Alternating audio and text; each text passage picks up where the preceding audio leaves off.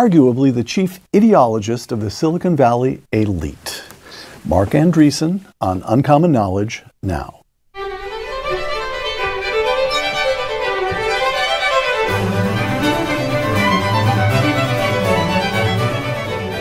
Welcome to Uncommon Knowledge. I'm Peter Robinson.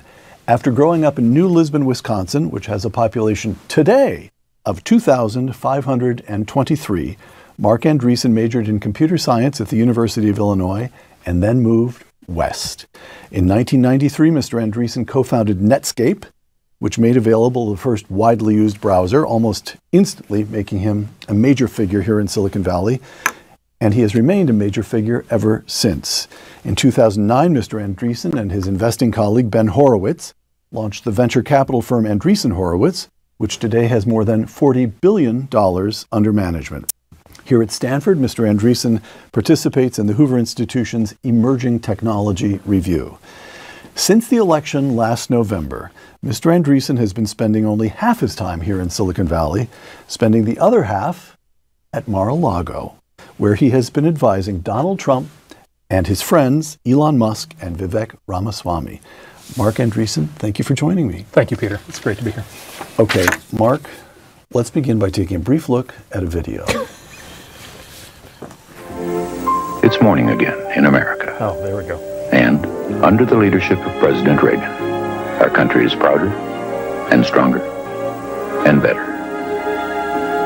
Why would we ever want to return to where we were less than 4 short years ago?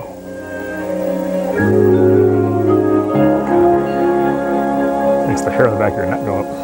It's still powerful, isn't it? So sorry, was that 80? Is that 80? That's 84. That's the 84. re-election Okay, campaign. So the 1970s, a decade of economic stagnation, the erosion of our position in the Cold War, the national humiliations of Vietnam and Watergate. Then Reagan is elected, and by 1984, the economy has begun to expand. We've begun to rebuild our military. There had been a rebirth of patriotism. And that video, although it may look sappy to us today, rang true enough to the American people that they gave Reagan 49 out of 50 states when they reelected him in 1984. Serious question. A national renewal. Can we do it again? I mean, I see no reason why we can't. We have to want to. You know, we had. I was a kid when that. I was 13 when that came out, so I only had a vague awareness of what was going on. But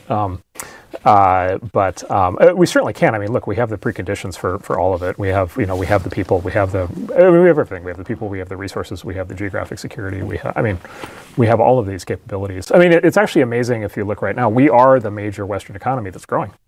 Right, so like the UK and Germany and Canada, they've stopped growing, and they're probably shrinking. Right, and so like we've continued, notwithstanding all of our many issues, we've continued to grow. We continue to be the beacon of capitalism and enterprise and entrepreneurship. The smartest people in the world definitely 100% still want to come here.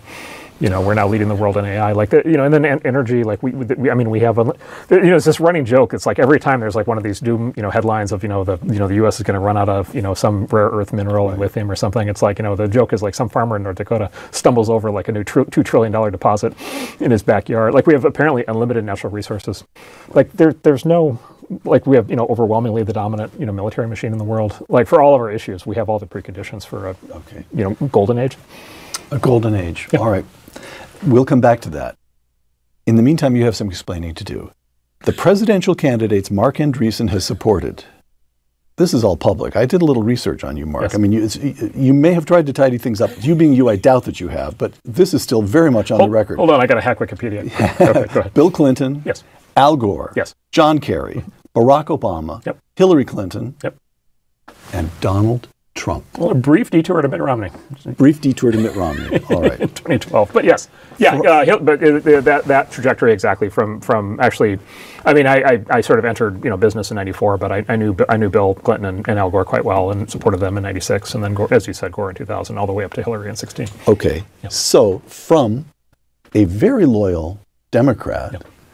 to a MAGA Republican, how come? What happened? Yeah.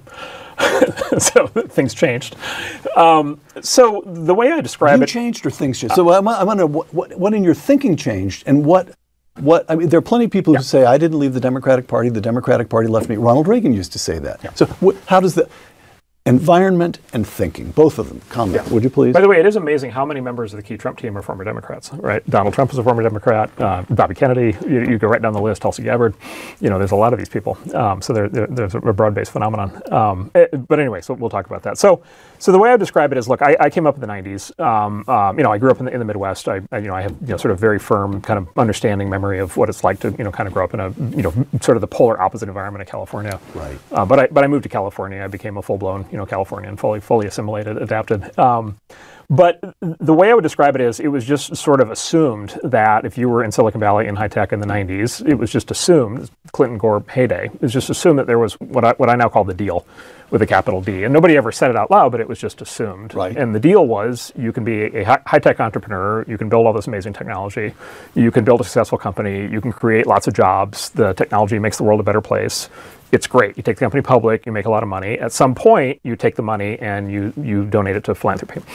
And that's the total arc. And then when you die in your obituary, it's like he was an entrepreneur and a philanthropist, and all of his, the Silicon Valley circle of life. The circle of life. Right. And it's just like, it's great. It was a great deal, because it's like you get to do what you want, you get all the material benefits, you get all the professional satisfaction out of executing in your field, you get all the material satisfaction out of financial success, and then you get all the psychic, moral satisfaction out of it. And the government leaves you alone. You have more than enough scope to do what you need to do as an entrepreneur. Yeah, well, and that, and also, as you may recall, the Clinton-Gore administration was extremely enthusiastic about high tech. Yes. And so I have 1,000 stories from those days, but one is, I was actually one of my little claims to fame. I was the third wheel in the first presidential webcast. So Bill Clinton and I did the first presidential webcast, presidential internet town hall, I think in 1996.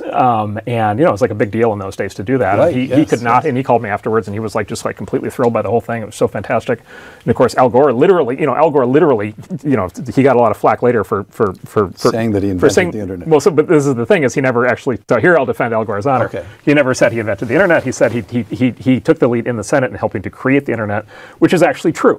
He was the sponsor of the legislation in the 80s that created what was known as the NSF-Net, National Science Foundation Network, which became the internet. That is the internet backbone, and then also the National Supercomputer Centers, and I bring it up because that's how I was able to do the work that I did, which is, by the time I showed up at Illinois, we had the National Supercomputer Center and the NSF-Net backbone that he had funded. And it was very important to your work that those things already existed. Yeah, they had to. Those were the preconditions for everything that followed. And so Al Gore, I think deserves tremendous credit for what he did. But the point is, he was super enthusiastic about it and has always been a giant supporter of technology. Right. And so these people just thought that it was just absolutely fantastic. And then, Democrats all the way through the 2000s, as the Democratic Party started to clearly move left, Obama was still generally a big supporter of tech and American business, and he liked what we were doing. And then, if you may remember in 2012, I don't know if you remember in 2012 at the time, Obama's re-election, it was the headlines were all, this was the first internet election, first social media election, and it was the headlines literally were, social media saves democracy, because social media is what caused Obama to be able to raise so much money online and to be able to beat the evil fascist Nazi Mitt Romney, right? And so literally the press was glowing in support of social media. Facebook was great for democracy, the whole thing. By the way, the Arab Spring also happened at the same time, and again, universal positive press coverage. So up until 2012... So to your point, you remind me of something. I knew somebody who was a very close friend of Mitt Romney and who was an investor out here in Silicon Valley. And Romney said the Obama operation is killing us on tech, and in particular campaign tech. Apparently the Obama people had it all sorted out so that they could give volunteers a piece of software on their smartphones. They could go door to door and ask 5 questions, and they would know whether that person was already supporting Obama, so you don't spend more money on him, or committed to Romney, so you don't spend money on him, or a maybe, in which you want resources. And the Romney people had nothing like that. And my buddy's job was to come out here to Silicon Valley and recruit engineers to build something for Romney. And engineers wouldn't work for the Republican. Right. It was so uncool. Yeah, 100%. Okay. Yes, no question. So you're not remotely surprised by that story. Well, this goes back. So the long arc here is Silicon Valley. There was a big Republican contingent in Silicon Valley in the chip era, right? 50s, 60s, 70s, and so by the time I got here, there were these guys who were mostly retired at that point, who were kind of the David Packard worked for Richard Nixon as Deputy Defense Secretary, as I recall. So these guys were already in their 70s and 80s. I met some of them, but I didn't know a lot of them. This is sort of the transition of Silicon Valley from chips to software was kind of that handoff. Right. By the time I got here, basically everybody below the age of 50 was a Democrat, right? Which, sort of foreshadowed the future of, the state, right? As the state was going through its transitions. And so, so basically, and basically everybody I knew bought into the deal. Like essentially everybody I knew did this. And by the way, it's a tremendously heady thing to buy into, to become part of, because it's just like, it's amazing. You're like this incredibly lionized tech founder. You're getting invited to the White House. Everybody loves you. By the way, the press loves you. It's all great. The philanthropy, they love you for that. Like the whole thing is just like this odd, and you get to Davos and Aspen, and you get to get rich and have your vanity flattered. It's amazing. Okay. And the government, by the way, and the government is supporting you, right? And if you have a problem, and there's like a problem in a foreign country, and they're like, coming at you on something, or there's some crazy tax or something, the U.S. government will actually go to bat for you. Or if there's some weird trade war thing or whatever, your stuff gets seized at some port, the State Department will step in, and so the government's like on the side of American business. And and this was the trade. In retrospect, this was the trade that the Democrats made in the 90s, right? To become pro-business. This is sort of a reflection of how Clinton brought the Democratic Party back from the craziness of the 60s and 70s, was to get them in a point where they were not literally fighting capitalism, every day. And so it worked great. The meshing was great, and the meshing basically worked great up until 2012, and then basically it was after Obama's reelection. Really, what I picked up, my experience was starting in 2013 is when things really started to unravel. Okay, and so how do you pick it up? You're in 2013, well, as I said, you've been a major figure in Silicon Valley, famous man, wealthy man since the 90s. How do you pick it up in 2013? You're investing and you discover your entrepreneurs are starting to run into difficulties they didn't used to run into. There's something more vague than that. There's a vibe. Describe what it felt like. What are you picking up in 2013? So in retrospect, I was on the front end of picking up I didn't understand what was happening, but I was on the front end of picking up the change. I felt it. And the reason I felt it is because I was so involved in the consumer internet companies of that era, and in particular the social media companies. And so I was on the Facebook board. I was an angel investor in Twitter, an angel investor in LinkedIn. I was involved in all these, basically all of these companies, all these new social media companies. And I was super close. I knew YouTube inside out, and so I sort of knew how all these things operated. I knew all the people, and I was in the room for a lot of the conversations. And basically, it was in 2013 is really like when the employees started to activate. And so you started to get basically this employee activist movement like that, and that was a big thing. And of course, in retrospect, I know what happened, which is you had a generation of radicalized college kids, sort of from, basically, so basically, if you back up further, it was basically some combination of like 9/11, the Patriot Act, and then the Iraq War, and then the global financial crisis, and then Occupy Wall Street. Whatever happened during that sort of 10-year period radicalized the college kids before they moved into industry, but then they showed up and they were starting to populate these companies in 2012, 2013, 2014. And then they activated a lot of their older contemporaries in those companies, the older cohort members who wanted to be cool and with it. And we know this. It started with the kids then. It started with the kids, and the very specific thing that happened with the social media companies is that was the beginning of the whole thing with hate speech and misinformation. And so that was the whole thing, because up until then it was the internet is a wild west. We love it because it's a wild west. It makes all these things possible. It's fantastic. It's great. It's working. It's pro-democracy. It's pro-free speech. The State Department, the Obama State Department, had this like giant push to expand free speech right all through the rest of the world, right at the same time that they discovered it would be a really good idea to censor American speech right on social media, right? So there was this amazing. Do you remember net neutrality? Yes. This big push from the left to make sure that big companies couldn't censor internet speech. And so there were years and years and years of anybody who was on the side of censoring internet speech was against net neutrality and was the Antichrist. And then literally that flipped and became anybody who wasn't pro-internet censorship was the Antichrist. And net neutrality vanished as an issue. The two issues that have vanished completely from the political stage are net neutrality and money in politics. They're just gone as like mainstream left-wing issues. They're just, it's money in politics is after Hillary outspent Donald Trump 3-1 and lost. That was it for the anti-money in politics issue.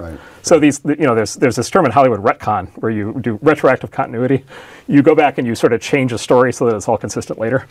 And so there was the free speech retcon, there was the net neutrality retcon, there's the money in politics retcon. Anyway, so this all kicked off in 2013. I was in the room at some of these companies for the original discussions on define hate speech, define misinformation.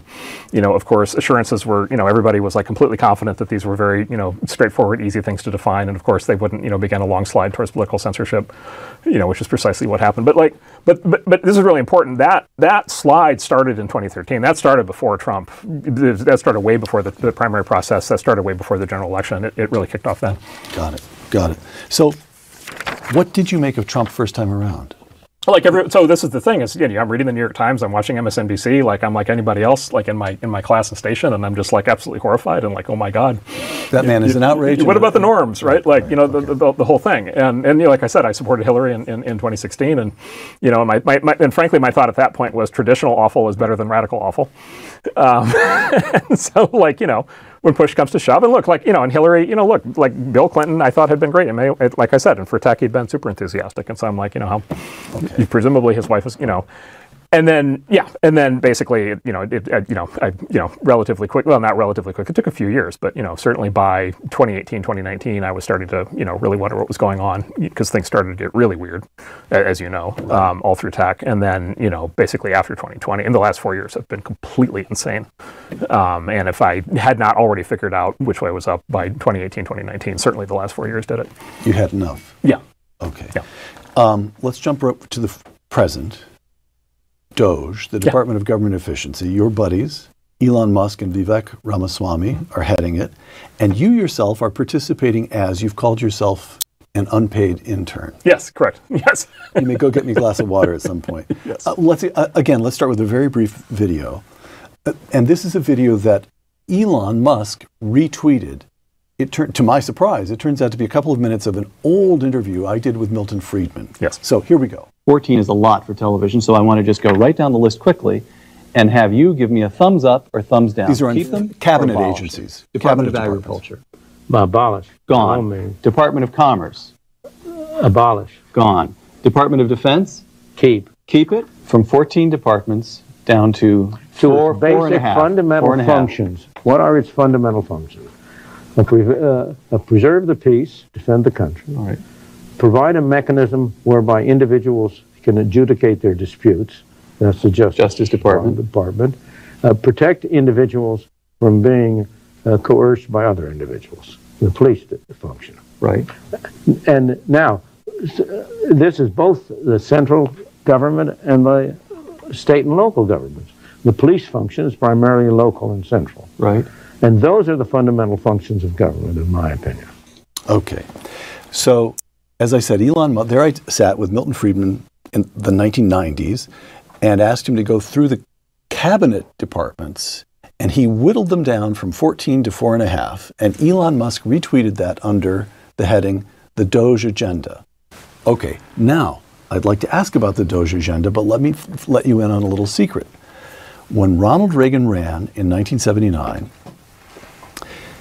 he called for the abolition of the Department of Education, which, by the way, only got up and running in 1979. So it's not as if this thing was some storied inheritance from the gloried past in American history. Nothing. It was a brand new federal bureaucracy.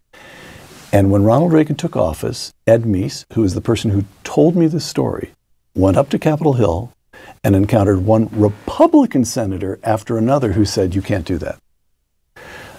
In just a year, they had already figured out how to use that cabinet department to give benefits to their constituents, and now they wanted to protect it, not eliminate it.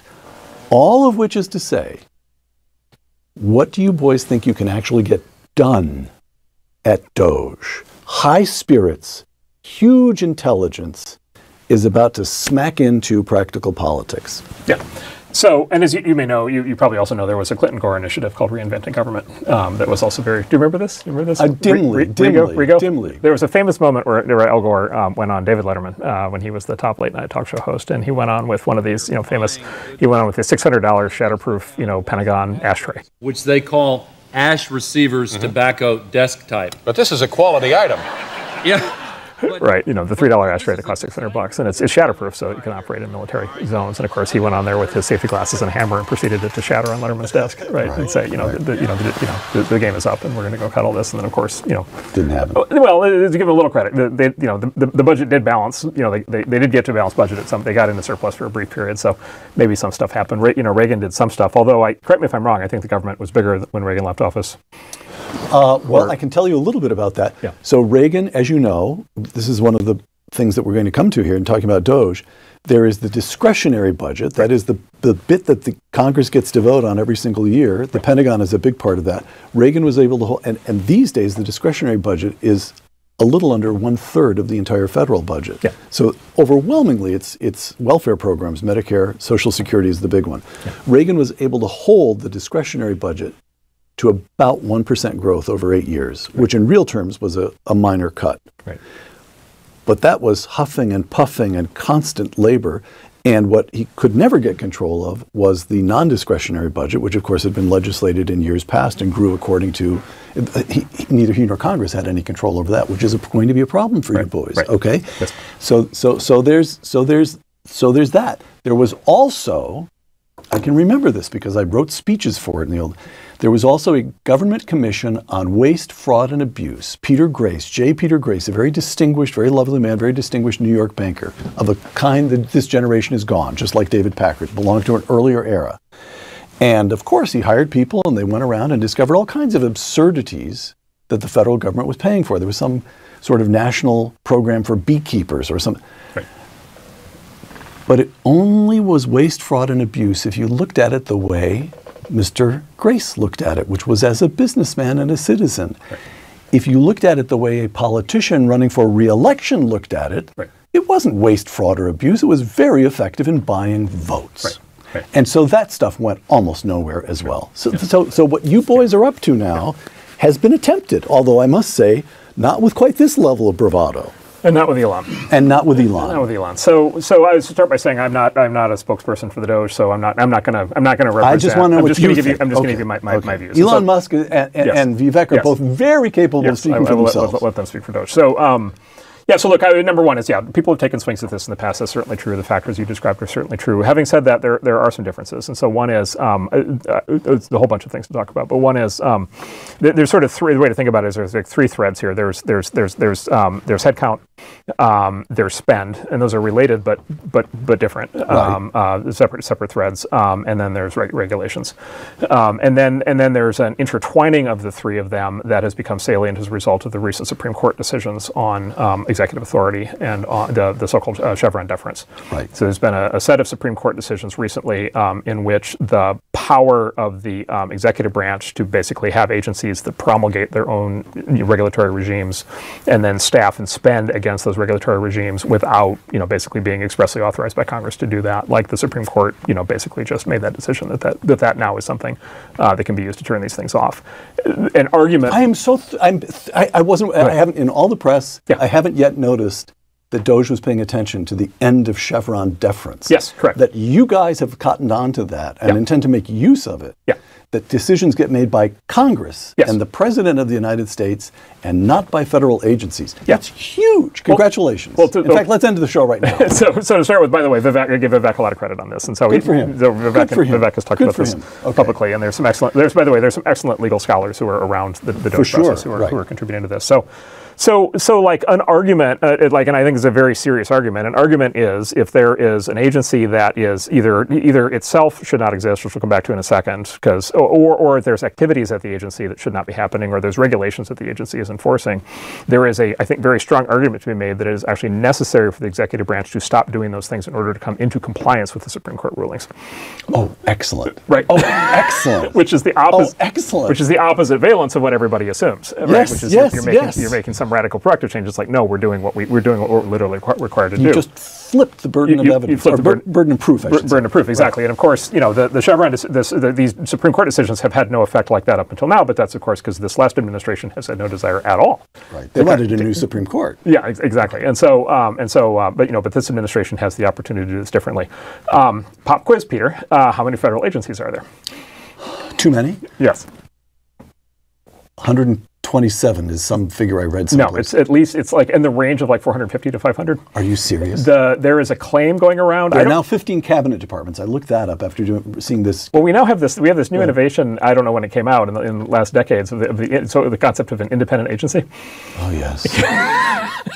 And like, I've read the Constitution. Independent of everything, including the Constitution of the United States. It's outrageous. I've read the Constitution, and there is no provision in there for an independent agency. By the way, there are executive branch agencies that have their own internal courts. Yes. They have their own judges. I've read the Constitution. That's nowhere in there. Correct. Right. And so there's a rumor going around. I don't know if it's true. There's a rumor going around that nobody actually knows the number of federal agencies. That there's no actual individual person who actually knows the answer. One is because there's just so many of them, and there's new ones created every year. But the other is we have all these fuzzy things now. The CFPB is like the canonical example right now. We have these sort of CFPB is the Consumer Finance Protection Board, established by Senator Elizabeth Warren. It's sort of considered Warren's agency. Yeah, exactly. And it is nominal. I don't know the exact legal terminology, but it's nominally an independent agency under the supervision of the Federal Reserve. Right. She wrote the legislation specifically so that no president of the United States could fire the director of the whatever it's called, CFPB. Which is unconstitutional on the face of it. On the face of it, unambiguously. It's still a unit of that. I don't know if that happened. I don't know the exact state of that, but it's a unit of the Federal Reserve. The constitutionality of the Federal Reserve has always been a very interesting question. Correct. The ability for the president. You're good. I'm really okay. These are interesting. And I'm not saying these are easy answers, but these are important questions. Right. Just asking the questions gets you a long way. Yes, exactly. And so you have all of the, and you know this, like you have all, these are the same issues that come up when people talk about like special prosecutors and all these things, which is just like, all right, it's, it may be a good idea in theory, it's literally not in the Constitution. What are we doing? Right. The Constitution is very clear. The president's the chief executive, the chief law officer of the United States. There is no provision in there. So anyway, so there are all of these agencies and components of the government that have just sprawled out. Basically, a friend of mine, Curtis Yarvin, has this great line. He says, "We are living under the 80-year evolution of FDR's personal monarchy, but without FDR, right?" And so, because FDR, of course, is the guy, with the New Deal, and so he turned the federal government from this, basically this small overlay thing into this giant sprawling bureaucracy, and then it basically has continued to expand and morph and mutate under its own power. And anyway, so we do seem to have a Supreme Court that wants to, kind of pull this back in. So yes, there's an opportunity to do this. The DOGE team has, I think, very clever ideas on all three of the threads that I described: on spend, on headcount, and on regulation. I'll just give you one example: headcount. So the federal government. Well, here's another pop quiz: this is how many people work for the federal government? How many people work for the federal government? So as I recall, the Pentagon is a uniformed force of about 2 million and another 1.5 million civilians. And then the federal government, actually the head count hasn't expanded that much for 20 or 30 years, as I recall. It's about 2.5 or 3 million in Washington, D.C., civilian bureaucrats. Is that right? How many contractors? Oh, no. Okay. Unknown. Unknowable. Unknowable. There are estimates that are very high. I won't wing numbers off at the fly, but the estimates of the numbers are much higher. Right. So anyway, so then just sort of fun fact, which is like, what's the occupancy rate of federal buildings in Washington, D.C. right now by people working in the office? Something like 25%, isn't it? It's like 25% on average. Lower than San Francisco. Yes, it's basically that. Washington, D.C. federal building complex is basically a ghost town. The security agencies are still full time. The other agencies are not. And the extreme cases, you have certain agencies that are all the way down to a day a month. And this is true. There were collective bargaining in some of the agencies. This is the other thing: is in some of the agencies, the employees are unionized at the federal level, and there were collective bargaining agreements struck in some of these agencies where they literally during COVID got the right to never come back to work. And in one of the ones that I'm aware of, an agency I know well, they literally come back to work a day a month. And so what the employees do is they come back a day a month, but they pair the days, and so they come back for 2 days every 2 months. Wow. And so, and it's just like, and you ask any CEO in corporate America, like, how is this whole thing going? What are your employees doing? When they're in, every CEO will tell you, like, are these people, like, what on earth is happening? Are these people working? And so does the President of the United States have the legal authority to order people back to work? Does it count to be an employee of the federal government if you're not in the office?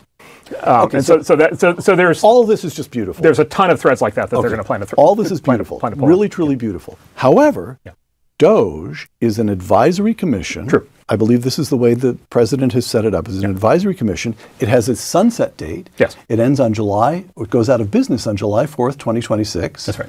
I'm very happy. I like sunsetting anything to do with the federal government. Yeah. But where do you and Elon and Vivek get the authority to make anybody do anything, including Congress to pass enabling legislation, including the president to write executive orders? Right. Or, given what little background I have in Washington, what I immediately, before you can get John Thune, the majority leader in the Senate, to introduce legislation, he'll have political people looking at all the political ramifications. And there's going to be some senators say, oh, I don't know, that you stepped on the toes of my constituent here. And the politics is going to start at you guys. Right. So I'll give you one more. How do you get stuff actually done? Can I give you one more first? And I'll answer Please. the question. So I forget the exact term, but there's a legal term. So the Constitution authorizes, it says Congress authorizes money for the executive branch to spend. There is I forget what rescission, is it called the rescission? There's a legal term that basically means that the executive branch is also not allowed to spend less than Congress appropriates. True.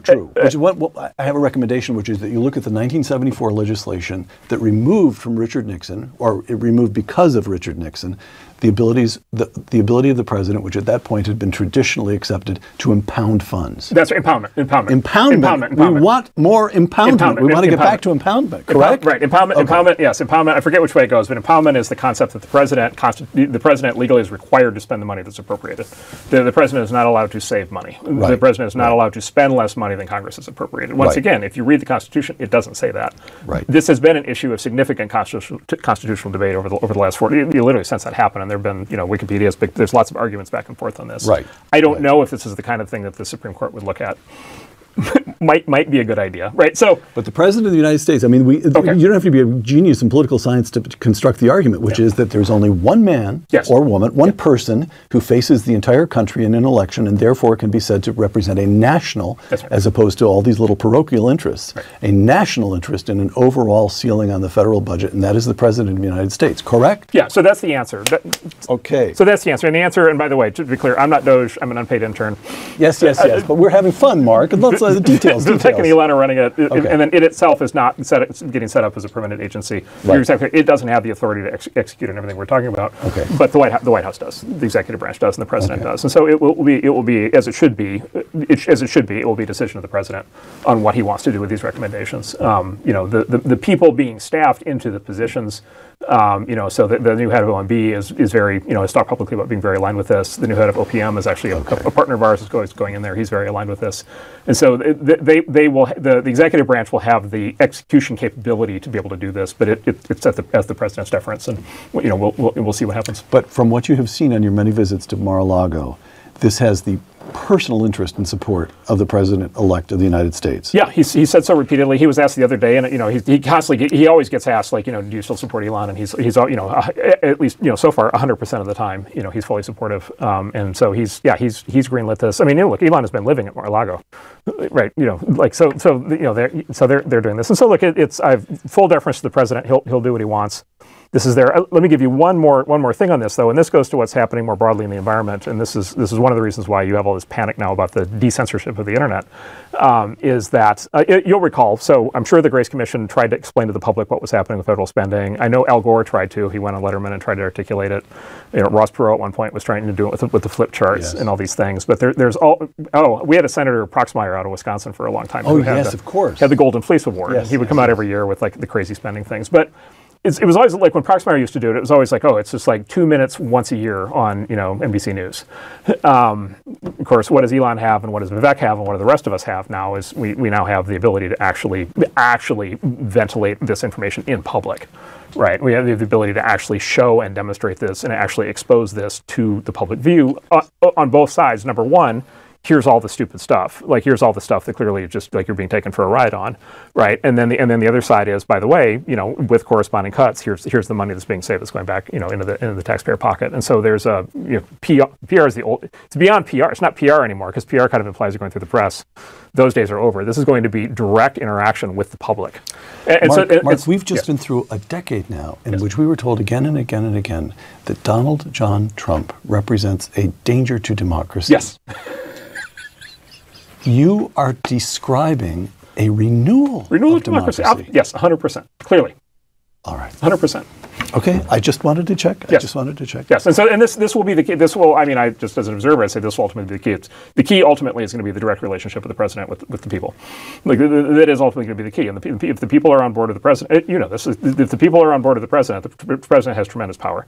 That gives the president the ability to get a lot of what he wants done through Congress. If the president doesn't have the support of the people, Congress could roll him arbitrarily. And so, as you know, Reagan knew this. By the way, FDR knew this. Like, all the good presidents knew this. Trump 100% knows this, and you know, he does this every day, and he's going to. If you can bring the country with you, you can go anywhere. Yeah, that's right. 18 months ago, you published a 5,000-word essay called The Techno-Optimist Manifesto. Let me quote you. "We are told that technology takes our jobs, reduces our wages, increases inequality, and is ever on the verge of ruining everything. But our civilization was built on technology. Technology is the glory of human ambition and achievement, the spearhead of progress, and the realization of our potential. It is time, once again, to raise the technology flag." Okay. Apart from anything else, there are not a lot of people in Silicon Valley who write as well as that. There we go. I'd like to ask how we raise the technology flag with regard to several specific issues. But first, I just want to circle back to the president-elect. He's 78 years old. He grew up in an old-fashioned borough of New York, Queens. He made his start in his career in bricks and mortar. This is a man who made his money by pouring concrete. Does he understand technology? Does he feel it the way you feel it? Or, and it would be good enough if he simply said, there's something important here. I may be not quite the right generation or quite the right background to get it, but I'll let Andreessen and Musk handle it for me. Yeah, so where are we with this? I'd say the following. My analysis would be he is world-class on real estate and on communications. And those are sort of his foundational skills. And those are, you know, he's world-class on both, which is like probably the first person in the world to be world-class on both of those things, right? The real estate industry is not historically known for its great communicators. Here you've got somebody who does both of those things incredibly well. He, as a consequence of his knowledge of real estate, and by the way, his also involvement in the communications industry, where he was, you know, one of the huge winners of the last 20 years with what he did on, you know, with The Apprentice, which is a, you know, a very large business. He very, very deeply understands business. And, you know, as you know, one of the questions always, you know, in Washington is like, wow, there's a lot of lawyers running around, and wow, there are very few people here who have actually held a job in the private sector, and there are very few people here who have ever actually run a company or been responsible to investors or had customers, right? And so he is also one of the most successful business people, you know, of our time. So, you know, I would say those are like three very powerful skills. Okay. And then I think what you learn, especially when you're good, for sure when you're good at real estate and when you're generally good at business as he is, I think you learn how to do, you know, what we call systems thinking. Like you have to. I mean, you know, these large real estate. I mean, my father-in-law was sort of a Trump, you know, kind of generational peer in real estate. And John Arriaga, yes. And like talking to John, like when John put up one of these towers or one of these campuses, or when Trump put up, you know, one of these giant hotels or whatever, like these are large-scale systems projects. Yes, like you know, there's many dimensions. There's many things that can go wrong. There's a lot of things that have to line up. There's huge management complexity to it. By the way, there is technology change because you've got all these things coming at you, and solar, and you know, all these new things coming in, and all these requirements. And you got to like manage these. You know, one of the things these guys, my father-in-law always told me, and Trump clearly was the same way, is you got to manage these things hands-on because they can always go sideways. And any given day, you know, you're sitting there bleeding out money if people aren't doing the right thing. And so they're good. He's very good, I think, world-class at thinking things through systematically. And we were talking before about there's this video going around today of him talking about the water situation in California. Yes. On Joe Rogan, like what was that, 6 months ago or whatever. I said, why did you have no water? Because the water isn't allowed to flow down. And at the time, you know, this is one of those classic Trump things where at the time everybody's like, why is he going on and on about the water situation in California? And then, of course, in the last 3 days, as we talk, you know, LA is burning down. And if you listen to what he talked about with the water situation in California, it's like, yeah, that's all correct. Like, he is exactly 100% correct. He did the same thing, by the way, if you remember, in the first term when he diagnosed the German energy situation. Yes. To the face of the German diplomatic corps at the United Nations. You people are going to become dependent on Russia, and that will be a disaster for you. And it has been. And it has been. And if you go back and if you forget who did it, or if you just read the transcript and you read it, you're just like, wow, that was a really good it was an extremely precise and accurate and very prescient 5-minute analysis of this systems problem, which is where's the energy coming from, how's it going, what's going to happen here, what happens if we turn off nuclear, same thing in California, what happens to the water and this and that, and the whole thing. And so he's like really good at wrapping his head around these things. I would say at energy, this is the other thing, is he's now obviously been president for 4 years, and so he learned about things to enormous depth. And so like I'm not an energy guy, but my energy conversation with him, he's extremely sophisticated. The energy people I know that he's sophisticated. So he wraps his head around these things, I think, very quickly and easily. And so I don't expect of him that he's going to be coding, large language models in his spare time. But I think he's extremely capable of being able to understand these things, and I think actually does quite well. Okay, so let's go. You mentioned energy several times there. Let's go to raising the technology flag on energy, nuclear energy. A quarter of a century ago, there were 104 nuclear plants operating in the United States. Today, there are just 94.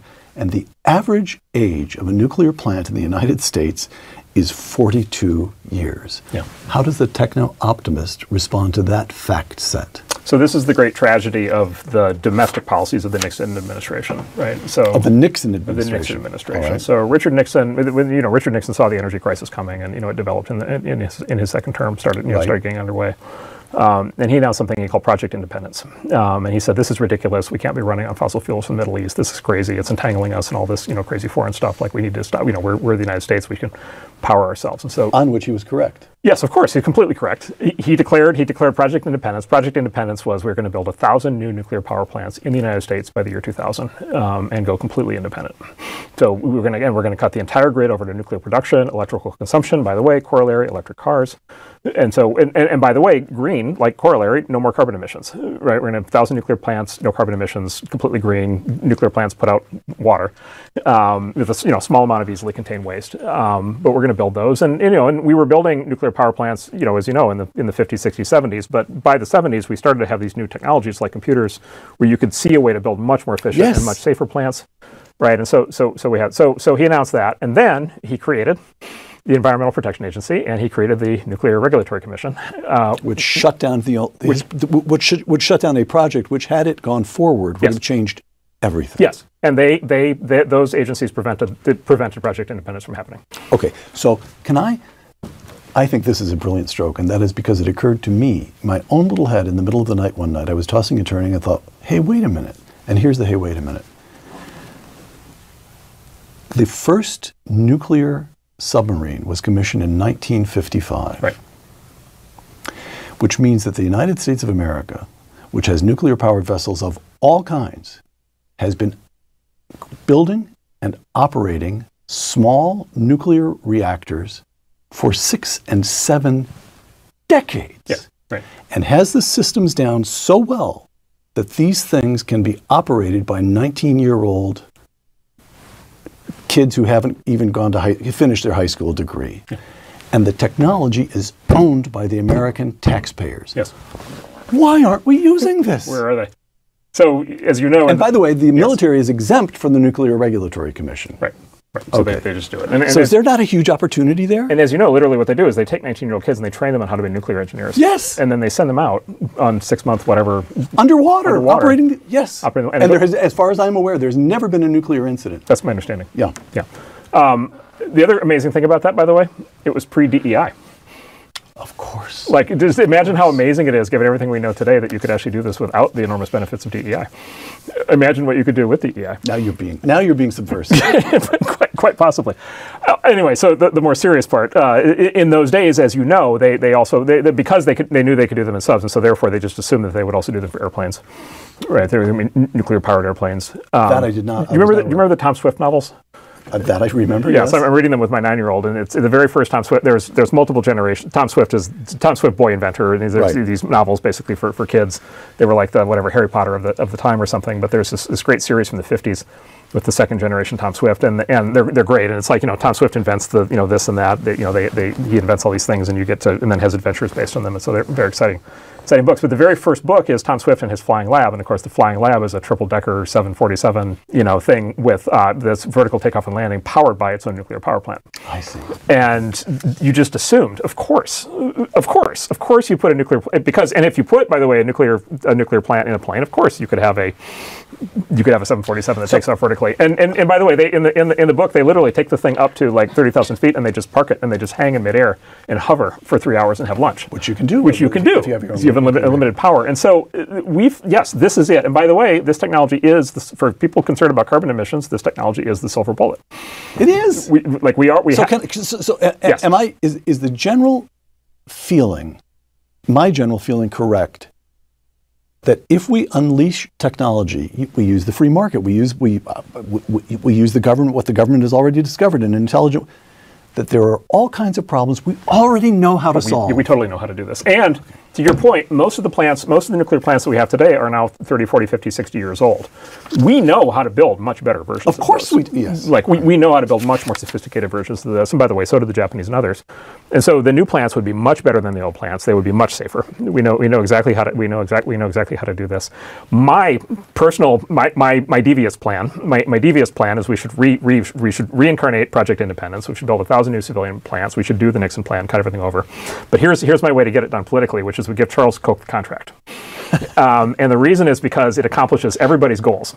He would do it. Wait, you'd better give us 2 sentences on who Charles Koch is. Charles Koch, so people know the Koch brothers was always a misnomer. I mean, there were brothers, but really it was Charles. When people think about the Koch brothers, Charles Koch was the businessman of the brothers. The genius of the family, and is the guy who ran Koch, still runs Koch Industries, which is one of the largest companies in the country, one of the largest private companies in the world. And stands out in American business history, as I recall, if I think I have this correct, that Charles Koch and his brothers inherited a successful but modest company from their father, and built it into a company which, last time I checked, had revenues of, well, I don't know whether it was revenues or market. It's a company that's worth $100 billion. I believe that that's correct, as of a few years ago, and did it without ever borrowing a penny. That's right. They did it entirely on reinvesting profits. And they reinvest by doctrine. Under Charles's leadership, they reinvest 90% of profits every year. Okay, so why is he going to be interested in nuclear? By the way, I don't know what it's worth, but I suspect it's bigger than that. It's very large. I think it's very large and very successful. All right, if it were to go public, But yeah, look, I mean, Charles is one of the, Charles is one of the genius businessmen, industrialists of our time. He also became, of course, a major force in politics. He and the Koch brothers got tarred with this, they're fascist Nazis, even though, as you probably know, Charles is a libertarian. Yes. He's a libertarian free market guy. He's a Millet. He and Millet basically have sort of identical politics. Milton Friedman, he's a libertarian. I've interviewed him on this program. Yeah, and by the way, also just a wonderful human being, really, warm and genuine, incredibly open, wonderful guy. So my idea is you give him the contract to do it, because number one, he'd do a great job, because it's one of the best industrialists in the world, and then two is he would win because Koch Industries would be rebuilding the power system for the U.S., and then the Democrats would win because they'd make Charles Koch care about climate change, and not just that, but actually solve it. All right. And so everybody would get both what they most hate and most want. Now, when I have floated this idea in Washington, up until now, I haven't gotten a lot of takers, but maybe it's time to bring it up again. Mark, I'm going to try to extend this theme of problems we already know how to solve, if the techno-optimists are permitted to address the problem. Right. And that is, now this is a flyer, I don't know that I'm right, that's the border. Oh, yeah. During the Biden administration, Customs Services recorded 11 million encounters, releasing about 2.5 million into the country to await processing. The government also admits some 2 million gotaways. So that makes, by the government's own admission, at least 4.5 million illegal entries into the United States during the 4 years of the Biden administration. Okay. On top of which, I note that as far as I can tell, Donald Trump in his first term only built 80 original miles of border wall. He refurbished wall and strength, but it was only. But set all that aside, don't we have ground sensors, drones we can put up? Of course it lies within the ken of the United States of America to control its own border using the technology that we already possess. Am I wrong about this? Well, let me tell the story of this company called Anduril. Anduril. Which you've invested in? Which we've invested in. Okay, so the founder of Anduril is this super genius, real-life Tony Stark kind of character, the Howard Hughes of our time, real-life Iron Man named Palmer Luckey. Palmer Luckey. Who's this like super genius from Orange County, and we knew him really well because he was the founder of Oculus, which is the VR company that then Meta bought, and we were investors in that. And so he's got two giant wins in a row here. And basically he used the money from Oculus to basically start Anduril with a bunch of his partners, and they launched the company in when the Trump stuff in 2016 reached like white hot criticality in everybody's everybody was going like completely bananas. Palmer shows up and he's like, oh, I know how to solve the border problem. We do basically mesh networks with sensor towers on the border, and then with drones, doing oversight, and then we do what's called sensor fusion, where you have all these different dispersed sensors, and then you bring them together on a single screen, and then you can tag individual people and you can watch them come across, and you can use it for. If there's a problem, you can send in the personnel to solve it. Yeah, exactly. Or by the way, you can send in a drone, right? A drone. And look, like the border, for anybody who works in the border, what they'll tell you is, look, like there's one thing which is border enforcement, and there's a lot of questions around what to do with that, but the other is like people get in real trouble on the border. Yes. And they're dying. They're dying of starvation and like heat thirst, exhaustion heat stroke, and so forth. And so, like, with a drone, you can find somebody who's in trouble and help them, and bring them water. Or by the way, the other problem is child trafficking. And yes, so it's like, how about let's get eyes on a potential child trafficking. If there's like 2 adults and 20 kids.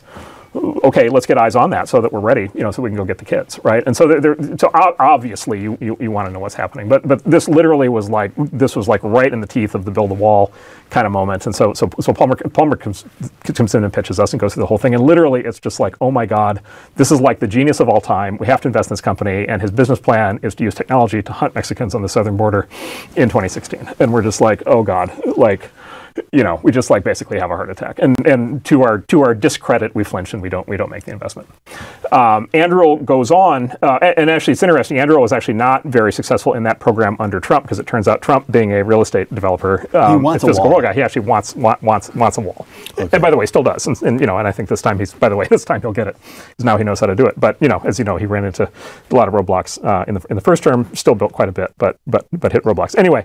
So Palmer's like, all right, fine, like whatever. And so what he started doing is he took that technology and he used it to start building defensive systems for the military.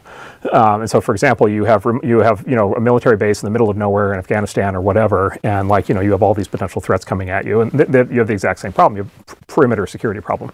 And so they started deploying sensor networks and sensor fusion and drones and all these things to be able to defend military bases.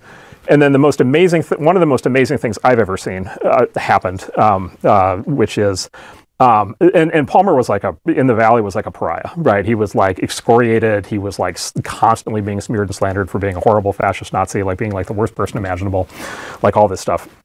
And then this like incredibly, and he couldn't get invited to industry conferences, and people just said all these horrible things. The day Putin invaded Ukraine, the political valence went 180 degrees in a day, and Palmer became a hero of every liberal in Silicon Valley. Because now Andrew is going to, there's 2 things that we know. There's 2 things every good American liberal knows. We absolutely must not defend the American southern border, and we absolutely must defend the Ukrainian border. Yes.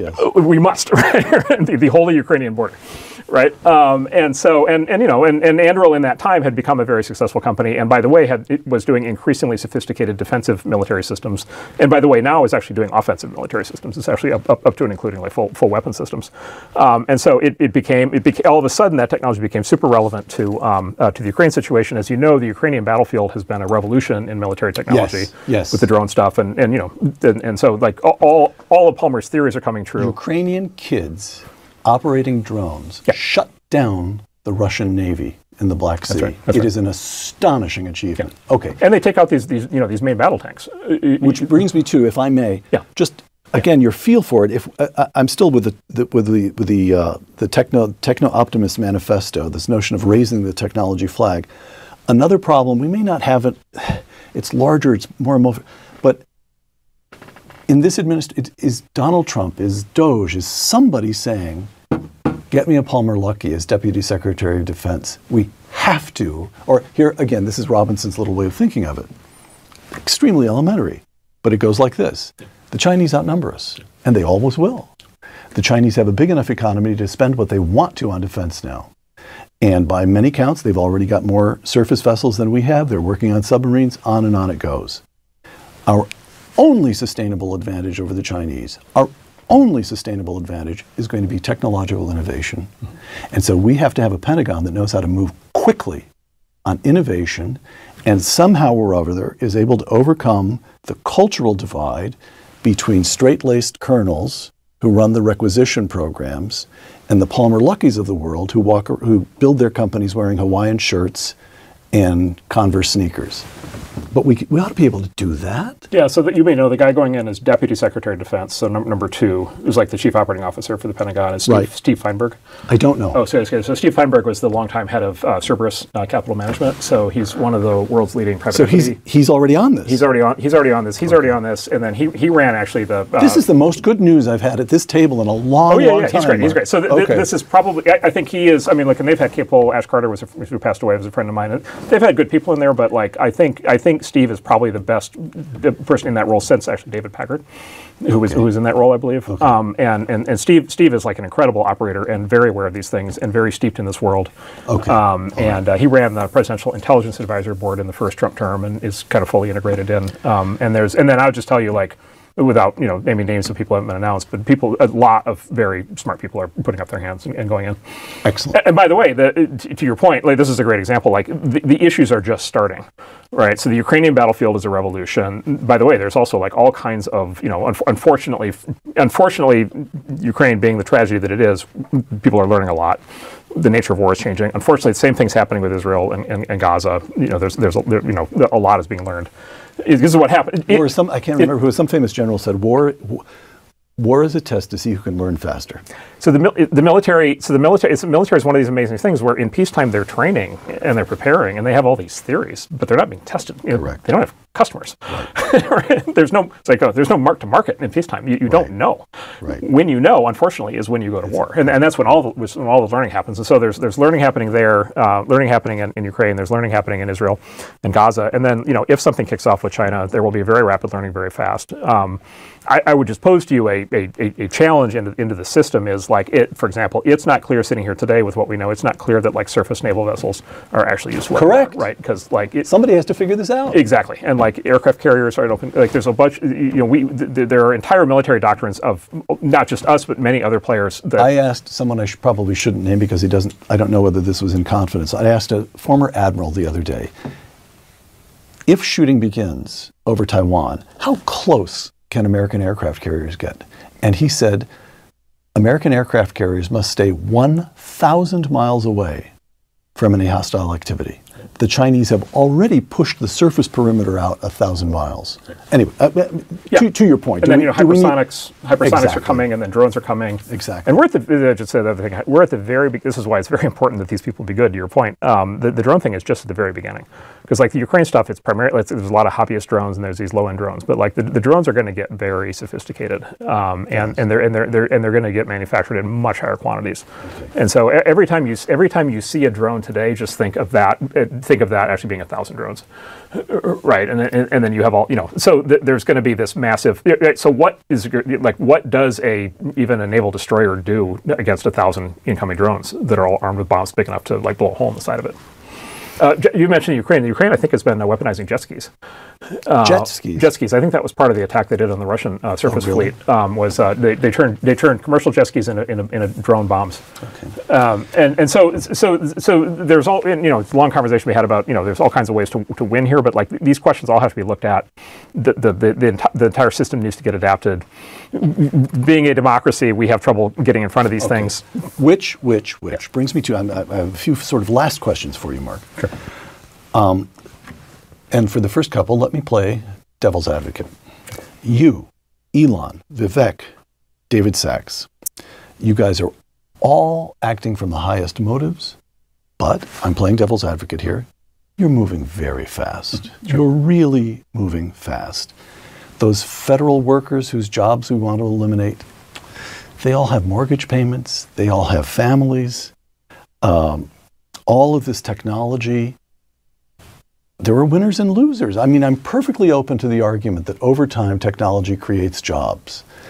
But when Uber came along, taxi drivers lost their jobs. And now self-driving vehicles are the next wave, and Uber drivers are going to be in trouble. Okay, so all that said, here's another brief video. And this also comes from the interview I did all those years ago with Milton Friedman. But listen to Milton Friedman.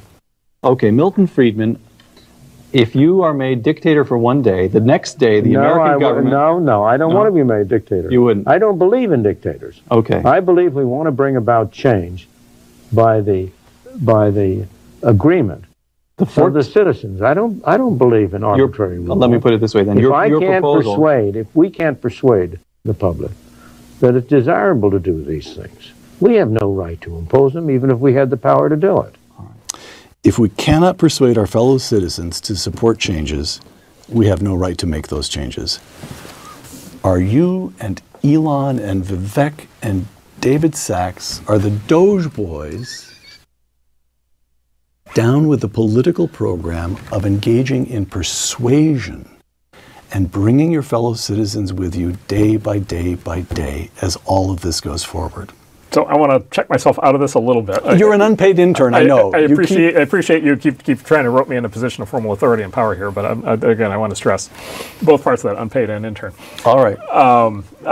So I'm not signing up for what you're saying myself. I will say, look, I think Elon is a world-class communicator, obviously. Vivek is a world-class communicator, obviously. Trump is maybe the best communicator of our time, and so they'll do. I'm highly confident that the three of them, in whatever combination, whatever form that they decide, they're going to be able to do it. Can I just come back to your thing, though, on technology change, unemployment? Because this is the thing.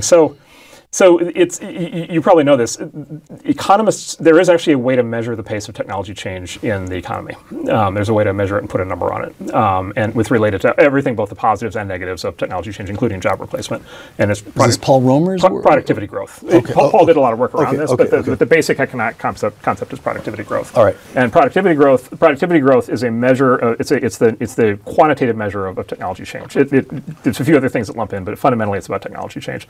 And really, what it is it's a metric for how quickly an economy year over year is able to produce more output with less input, right? And you can go either way on that, but fundamentally that's the lever. And if technology can't, just the thought experiment, if technology can't be used to produce more output with less input, like what's the point, right? If it's not good at like bringing down jobs, or bringing down costs and increasing free spending power and increasing demand in the economy, then what's the point, right? It's just a game or something, right? And so productivity growth is the metric that captures the actual impact, and productivity growth, therefore, is the metric that captures, for example, the downstream impact on employment, either for good or for bad. Right. Another pop quiz: have we been if you look at the sweep of American history and sort of history of capitalism, history of Western capitalism, in the last 50 years, we've been living in an era of high productivity growth, which is to say, an area of furious technological change and future shock, and oh my God, look at all these amazing things and what an impact they're having, or we've been living in an area actually of historically low productivity growth with very little progress. Our friend Peter Thiel has persuaded me that it's the latter. It's the latter. Well, it's for sure. It is the latter. It's for sure the latter because it's in the number. You can see it in the numbers. It's demonstrable. It's demonstrable. And so, and specifically, what happened is basically between there's a long backstory here, but basically in recent history, between call it 1920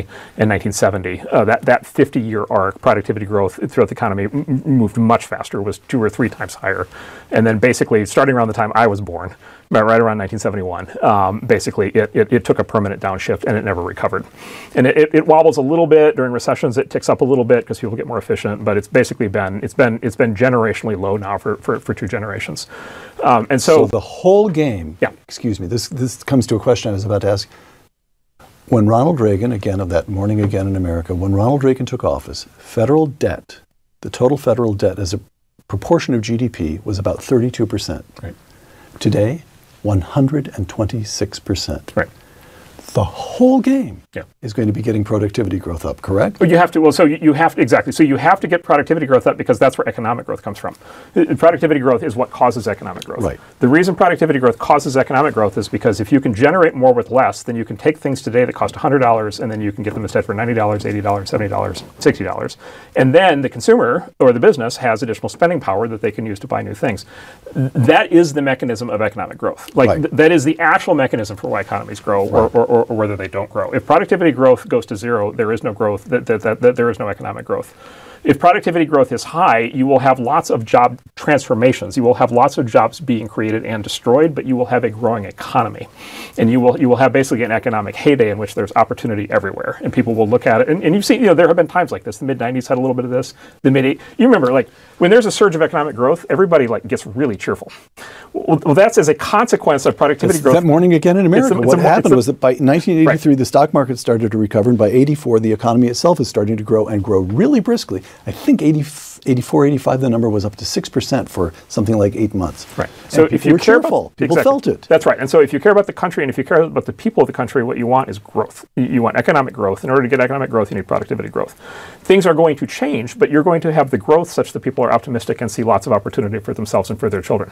The enemy is not technology-driven unemployment. The enemy is no growth. The enemy is no growth. The enemy is to end up where the UK and Germany and Canada have worked themselves into, which is no growth. Because what happens, and then you think about the translation from economics to politics, what happens in start ripping themselves apart, ripping their countries apart. Zero-sum politics. Yes, if you have zero-sum economics with no growth, you have to have zero-sum politics. Because the only way for anybody to get anything is to take it away from somebody else. In a high-growth environment, you have positive-sum economics, which means you have positive-sum politics. You have a sense of possibility and opportunity, right, and awakening and growth and excitement, right? And people are like, wow, this is fantastic, and I can't believe all the opportunities, and I can't believe how fast my standard of living is advancing, and I can't believe the jobs that are opening up to my kids. And so if we got, this is where the narrative on this goes so sideways, if we got what people think is the apocalyptic nightmare of rapid technological change, which is to say rapid productivity growth, we would have a boom economy like you've never seen, and we would have people be the happiest they've ever been in their entire lives. Like, that is precisely what we should be going for. And by the way, anybody who's listening to this who's concerned about either left-wing populism or right-wing populism, this is the answer. Right. This is how you defang populism. The way you defang populism is you grow. Okay, so I'm going to repeat the question that I asked at the very beginning, but this time a little more seriously. As I said a moment ago, when Reagan took office and worked those changes, federal debt was only 26% of GDP, and now it's 122%. I correct myself. Excuse me, I think it was 32%, now it's 122%. In 1980, our adversary was the Soviet Union, and the Soviet Union was bad and dangerous. It had nuclear weapons, but its economy was essentially negligible. Throughout the entire Cold War, I looked this up the other day, throughout almost the entire Cold War, the number of Soviets who studied in the United States was just 50,000. China, there are 250,000 students, Chinese nationals, studying in this country right now. Your friend Elon Musk sold 650,000 Teslas in China last year. A single factory, it's really a city, a single factory produced almost all of the 218 million, if I recall, iPhones that Apple sold around the world last year.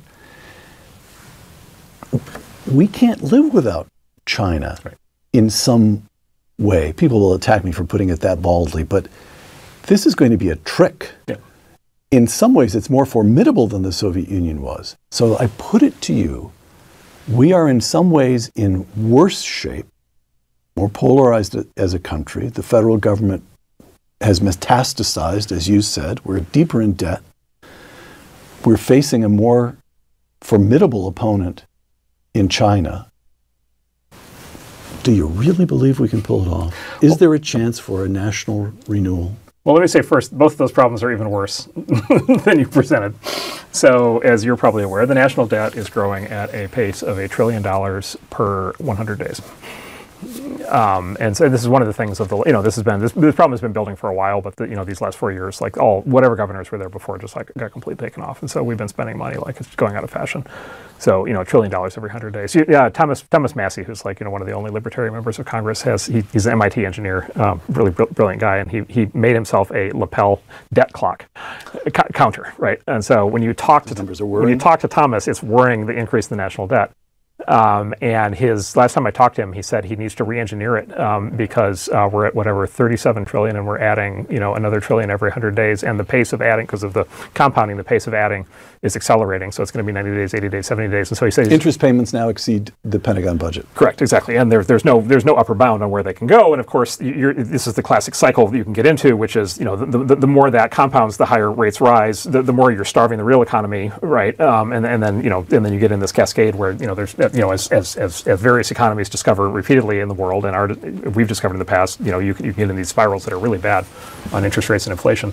So Thomas's challenge for, I think, over the holidays was to re-engineer this clock to add another digit, so that it's going to keep working when it hits 100 trillion. So like that train is like moving, and we could have a long conversation about the legislative process has really broken down with these giant omnibus kind of bills that get dumped on people's desks the day before they're supposed to leave. 1,500 pages with 12 hours to read and process, that you have to vote on, or literally, they tell you you're, killing sick children and all this stuff. And so like, this is like a very big, speaking of the Doge, this is like a very big problem.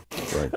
And then look, the China thing, the problem is compounding, and I'll just tell you where I'm worried right now, where the problem is compounding. So you mentioned like the sort of iPhone assembly, and that's a big deal.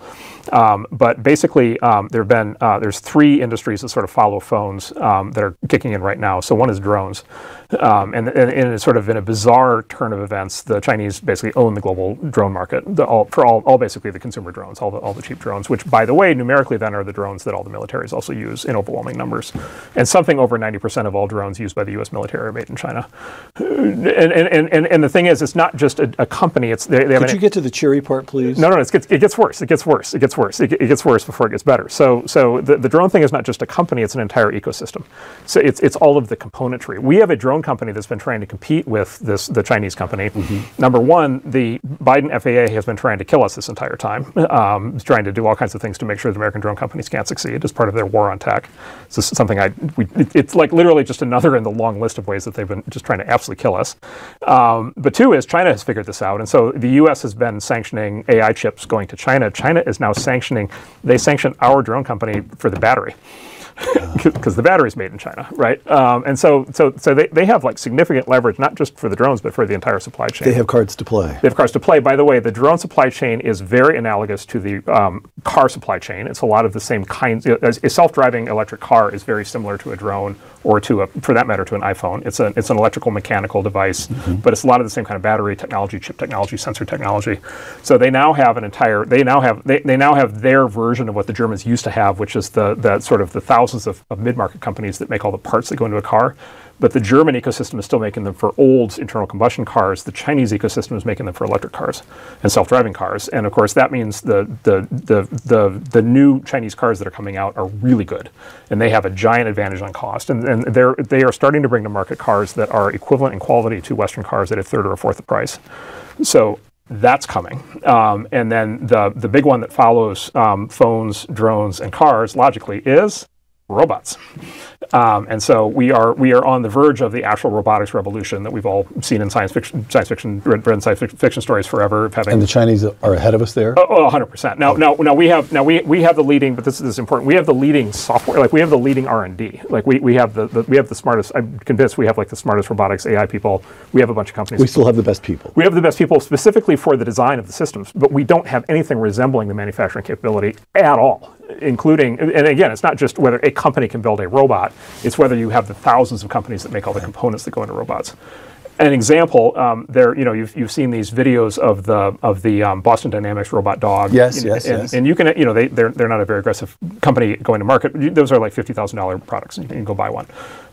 China has an equivalent product that, by the way, looks extremely similar and behaves extremely similar, and has among its capabilities, it can climb stairs, it can do backflips, it can stand on its hind legs, it can climb, and descend inclines.